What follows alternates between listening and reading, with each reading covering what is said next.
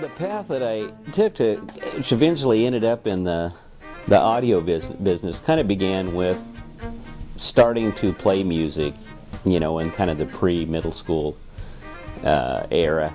You know, started off with saxophone and then played the flute for a while, and then kind of settled on the oboe and played that, and just kind of developed an appreciation and kind of a passion for music. The whole time I was growing up, their sound system was a Magnavox console, which was really a piece of furniture that just happened to have a stereo in it.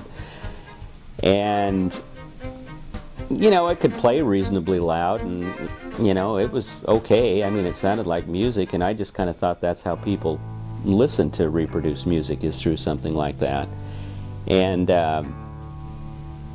my sister worked in a hi-fi store, and I walked into the store where she was working one day, and she put on an LP of, I think it was like a Poco album.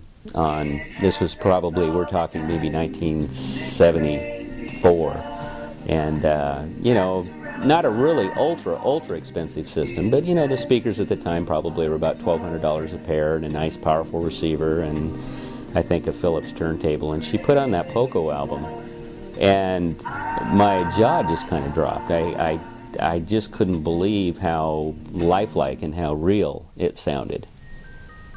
And you know, having used my parents' Magnavox console as the reference point, that was a real kind of eye-opener. I would think that was kind of the spark right there that just kind of, you know, was very intriguing and just made you more curious, and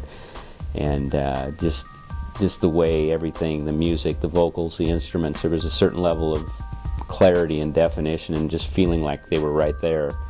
And I would say that was probably one of the points where I kind of began to get hooked into the whole process.